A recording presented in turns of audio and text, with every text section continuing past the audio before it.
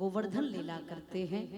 भगवान 7 वर्ष के श्याम सुंदर ने 7 दिन 7 रात्रि तक श्री गिरिराज भगवान को अपने छोटी उंगली पर धारण किया। तो ये इंद्र के मान का भगवान मर्दन करते हैं। ये कैसे भया?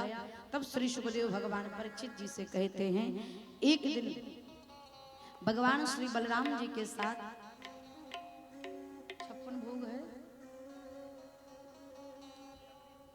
एक दिन भगवान श्री श्याम सुंदर बलराम जी के साथ गौचारण करके लौटे तो माताएं सुंदर सुंदर पकवान बना रही हैं, सुंदर सुंदर व्यंजन बन रहा है, भोजन तैयार कर रही हैं। भगवान मैया के पास गए, मैया बड़ी जोर की भूख लगी, एक भोजन करा दो। तो भगवान से मैया कहती, लाला आज घर में जय जय है और जब तक जय जय ना हो जावे तब तक भोजन नहीं होगा। अब भगवान ने सोचा ये जय जय कौन सी बला है, किसकी जय जय है जो पेट पूजा में व्यवधान उत्पन्न कर रहा है। भगवान ने पूछा, मैया किसकी पूजा है, कौन सा यज्ञ है जो भोजन नहीं मिलेगा? तो मैया कहती, लाला आज हम ब्रजवासी इंद्र भगवान की पूजा करेंगे। भगवान मनी मन में सोचे, ये इंद्र देवता कब से भगवान हो गए जब पूजा घर घर में करवाने लगे। बोले मैया काय की पूजा करते हैं? बोले तू बित्ते भर का, लेकिन तेरे प्रश्न बड़े बड़े होते हैं, जा अपने लाला बाबा से पूछ। तो भगवान बाबा से कहते हैं कि ये बाबा, ये इंद्र भगवान की पूजा काय को की जाती है? तब नंद बाबा कहते हैं, लाला परिजन्नो भगवान इंद्रो मेघास्त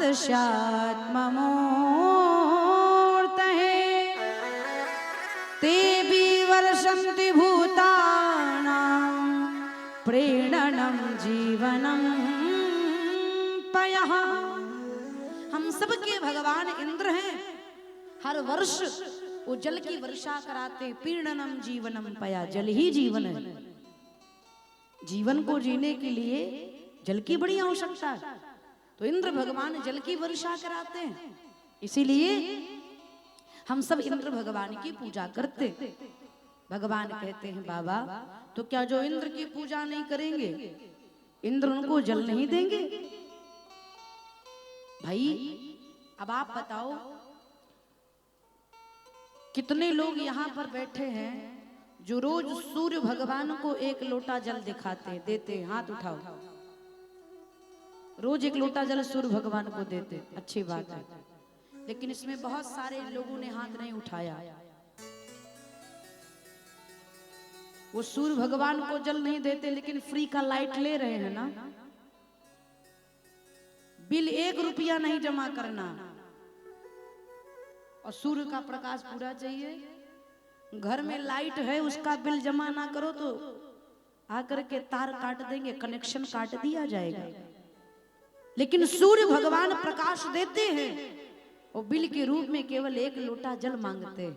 1 लोटा जल सब समस्या का हल है।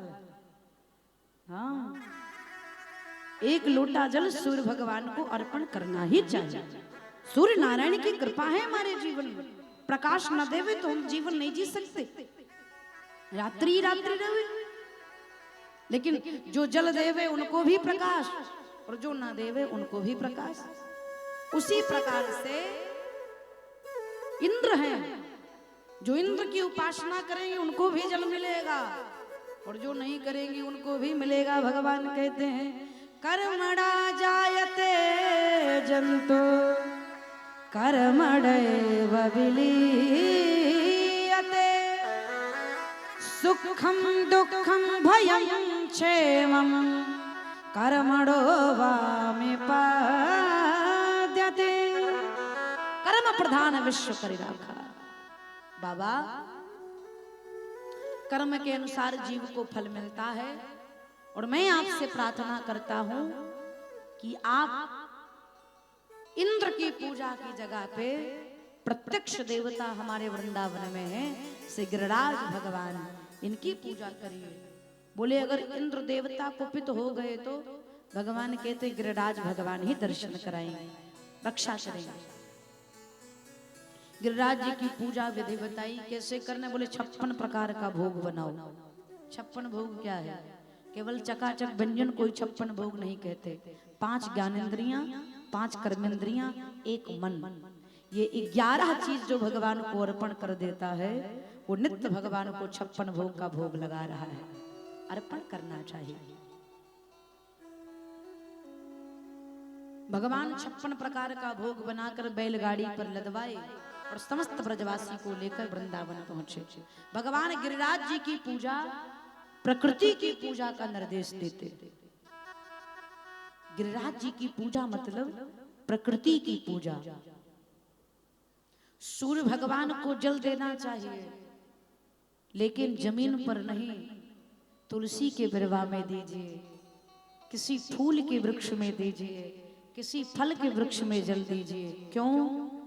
जब जल देंगे तो वह वृक्ष के जड़ तक पहुंचेगा, सूर्य भगवान भी प्रसन्न होंगे और जल से सींचा हुआ जड़ भी बृहद रूप लेकर के फल देगा, फूल देगा। यही प्रकृति की पूजा है। और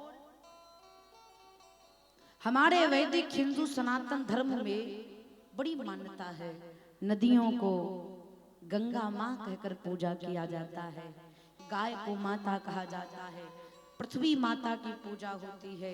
प्रकृति में दर्शन किया जाए तो केले के वृक्ष की पूजा, पीपल के वृक्ष की पूजा, बरगद के वृक्ष की पूजा, नीम के वृक्ष की पूजा। और मेरा मानना तो यहाँ तक है कि अगर बबूल के पेड़ में भी भगवा रंग का वस्त्र लहरा दिया जाए, 10 ठो नारियल चढ़ा दिया जाए, अगरबत्ती जला दिया जाए, तो आने जाने वाले बबूल के पेड़ को भी हाथ जोड़कर प्रणाम करेंगे।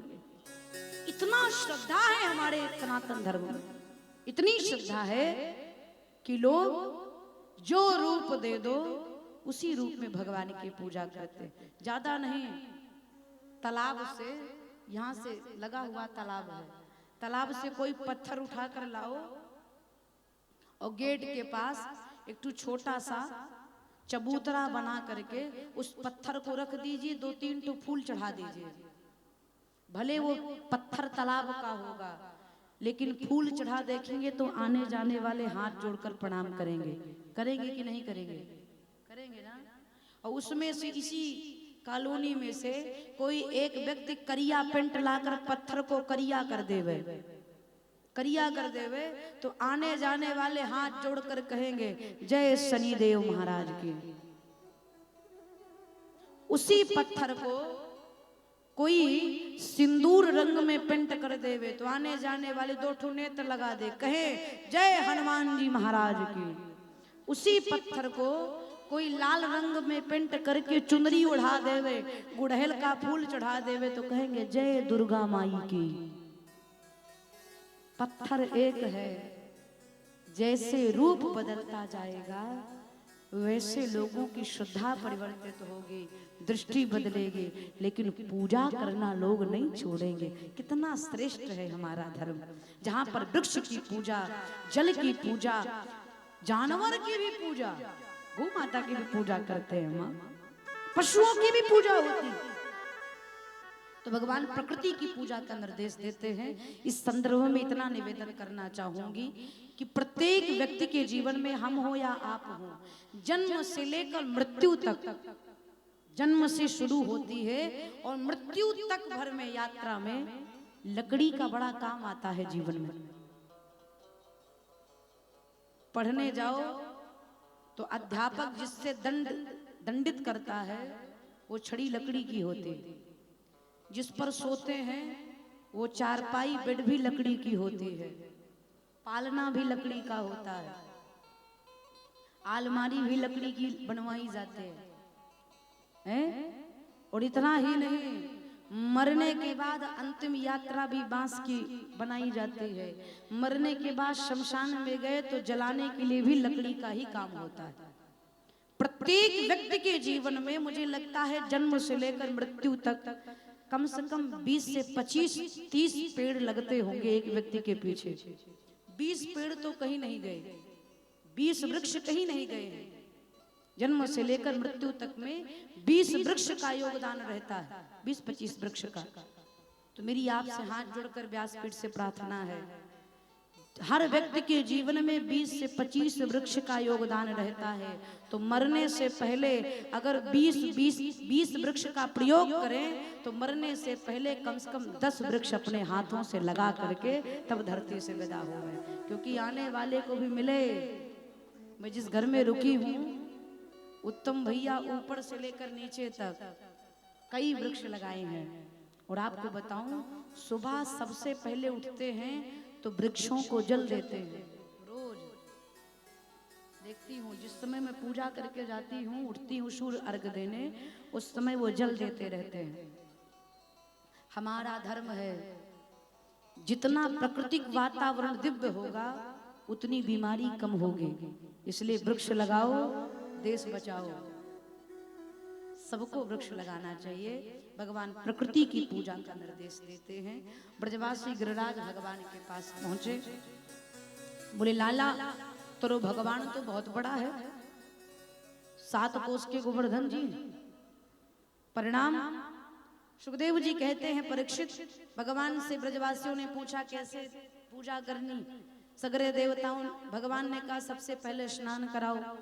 तो 7 कोस की गिरिराज भगवान है, पूजा कैसे हो, स्नान कैसे हो। तब भगवान ने मानसी गंगा को प्रकट किया। मानसी गंगा प्रकट करके गंगा महारानी से गिरिराज भगवान को स्नान कराया, हल्दी अक्षत पुष्प का अर्पण कराया। तत्परांत भगवान एक स्वरूप में ब्रजवासी के साथ खड़े हैं, दूसरे स्वरूप में भगवान शंख चक्र गदा पद्म चतुर्भुज रूप लेकर के गिरिराज भगवान के शिला पर विराजमान हो गए। बोले गिरिराज महाराज की जय, गोवर्धन नाथ की जय। नंद बाबा ने कहा पर्दा लगाकर भोग लगाओ।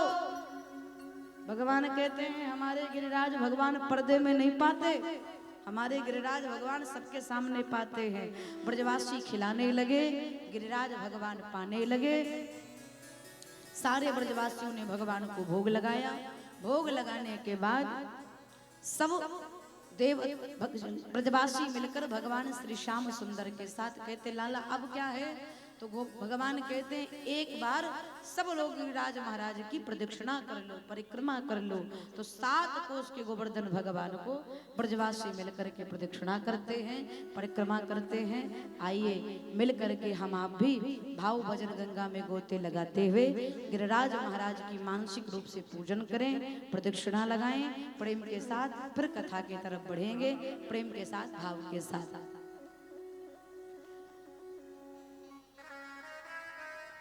सब समर्पित होकर के पूर्ण भावेन मनसा वाचा कर्मणा समर्पित होकर के प्रार्थना करेंगे और कहेंगे अर्पण करके तन मन धन चलो रे चले सब गोवर्धन। राधे राधे बोल के, राधे राधे बोल के, राधे राधे बोल के देंगे परिक्रमा डोल के। अर्पण करके तन मन धन चलो रे चले सब गोवर्धन। अर्पण करके तन मन धन चलो रे चले सब गोवर्धन। अर्पण करके तन मन धन चलो रे चले सब गोवर्धन। अर्पण करके तन मन धन चलो रे चले सब गोवर्धन। राधे राधे बोल के, राधे राधे बोल के,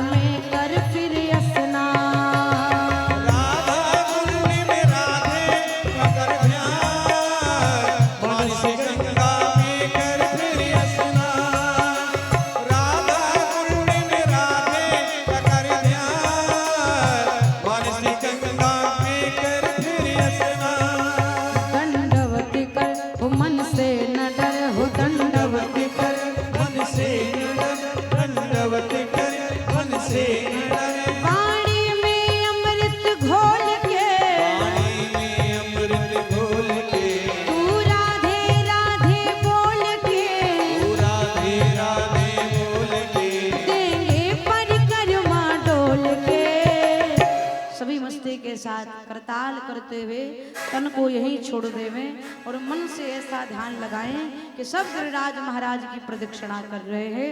दोनों हाथ उठाते हुए कहेंगे अर्पण करके तन मन धन चलो रे चले सब गोवर्धन। अर्पण करके तन मन धन चलो रे चले सब गोवर्धन। अर्पण करके तन मन धन चलो रे चले सब गोवर्धन। राधे राधे बोल के राधे राधे बोल के तू राधे राधे बोल के ओ राधे राधे बोल के देंगे परिक्रमा डोल के अर्पण करके तन मन धन चलो रे चले सब गोवर्धन। अर्पण करके तन मन धन चलो रे चले सब गोवर्धन। अर्पण करके तन मन धन चलो रे चले सब गोवर्धन। चलो चले सब गोवर्धन। चलो रे चले सब गोवर्धन। चलो रे चले सब गोवर्धन। चलो रे चले सब गोवर्धन। चलो रे चले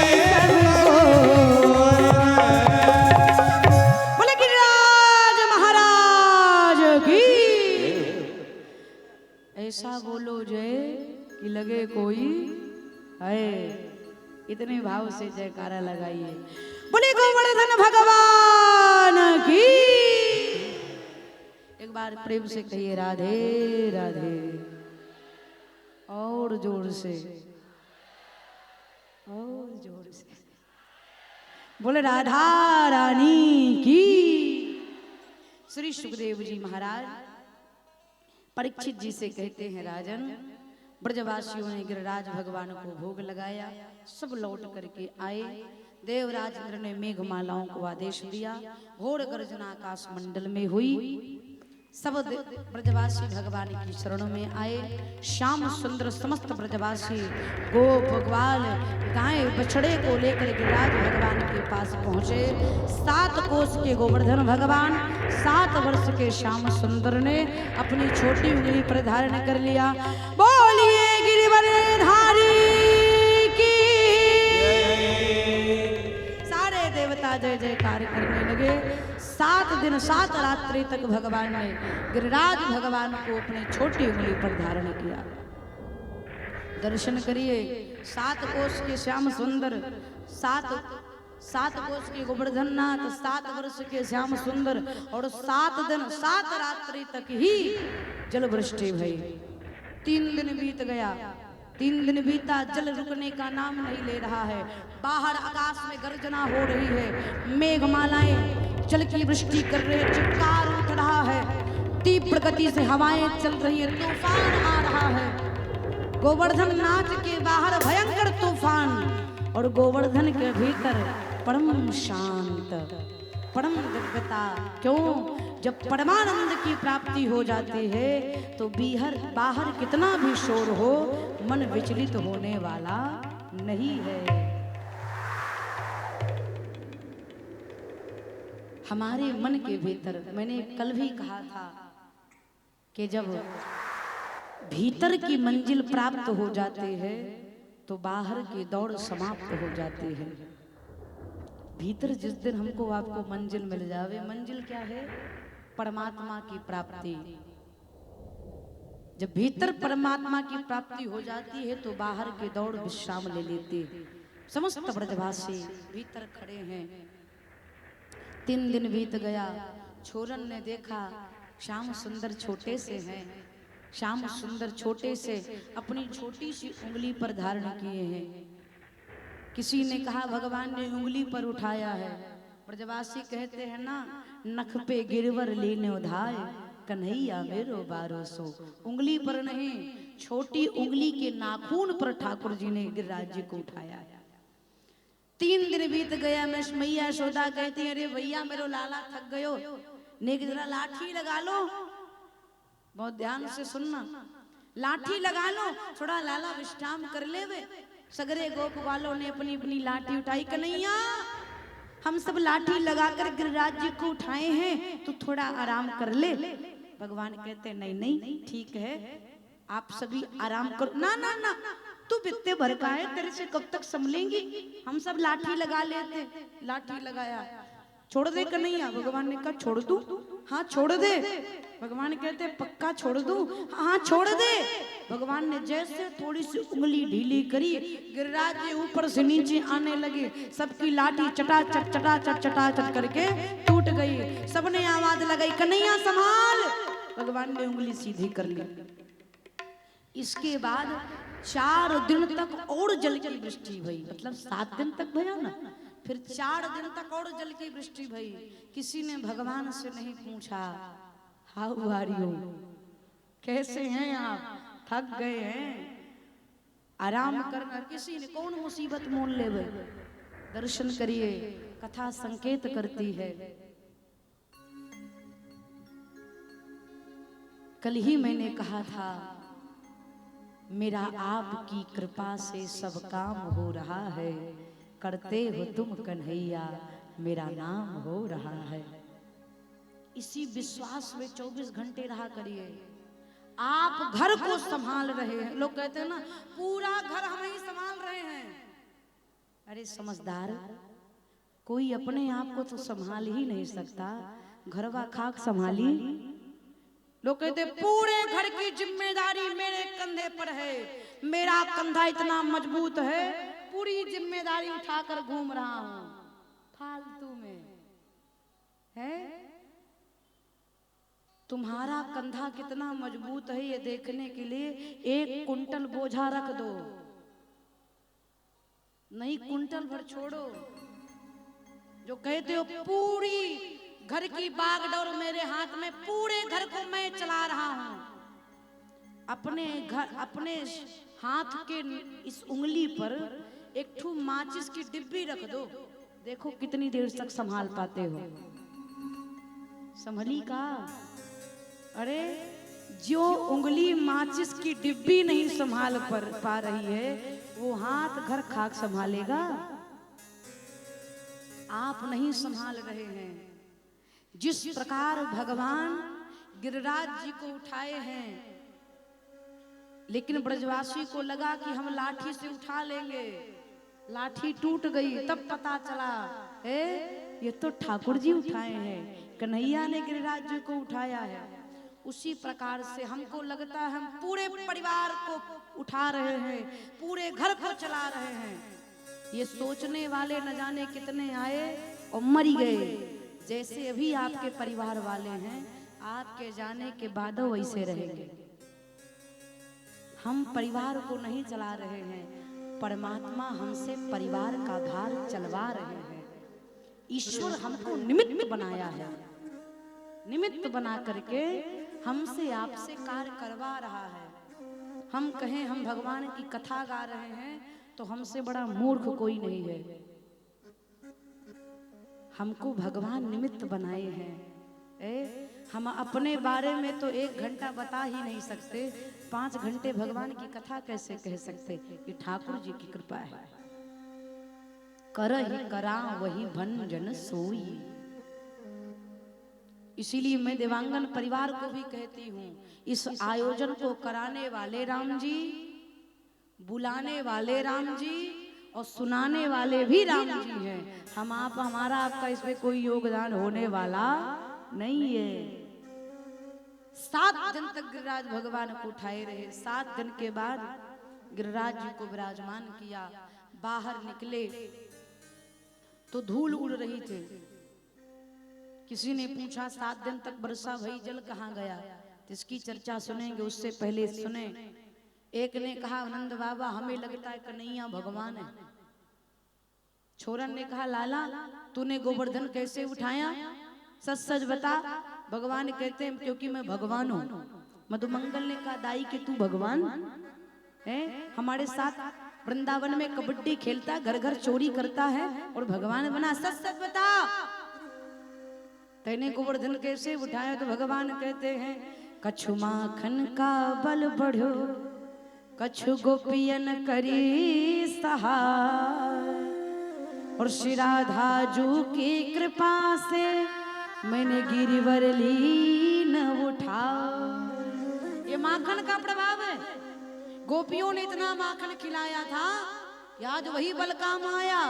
और इसमें हमारी किशोरी जी की कृपा है, श्री राधा जू की कृपा से मैंने गिरिवर लीन उठाए। श्री जी की कृपा। चोरन ने कहा देख लाला बहाने मत बना, माखन तो हम तेरे से ज्यादा खाए हैं, हमसे तो एक सेकंड ना टिका, तेने कैसे उठा लिया गिरिराज जी को। तो भगवान मुस्कुरा कर कहते एक बात बताओ, तुम सब हमसे प्रेम करते हो कि नहीं? बोले हाँ। बोलो जब हम गिरिराज भगवान को उठाने लगे तो हमारे गिरिराज भगवान ने हमारे कान में एक मंत्र मारी। बोले जितने लोग तुम्हें प्रेम करते हैं अगर वो तुम्हारी तरफ देखेंगे तो उनके शरीर की शक्ति तुम्हारे भीतर आ जाएगी। तो तुम सब हमसे प्रेम करते हो कि नहीं? छोरन ने कहा बहुत प्रेम करते। भगवान ने कहा तो बस तुम सब प्रेम करते हो तो तुम्हारे शरीर की शक्ति मेरे भीतर आ गई। छोरन ने कहा वही तो, तभी तो सोचूं हम लोगों को चक्कर क्यों आ रहे हैं, सारी शक्ति तुम्हारे भीतर चली गई इसलिए चक्कर आ रहा है। ठाकुर जी ने कहा चलो समझे तो सही। इस प्रकार से भगवान ने गिरिराज जी की महिमा बढ़ाई, देवराज इंद्र के मान का मर्दन किया।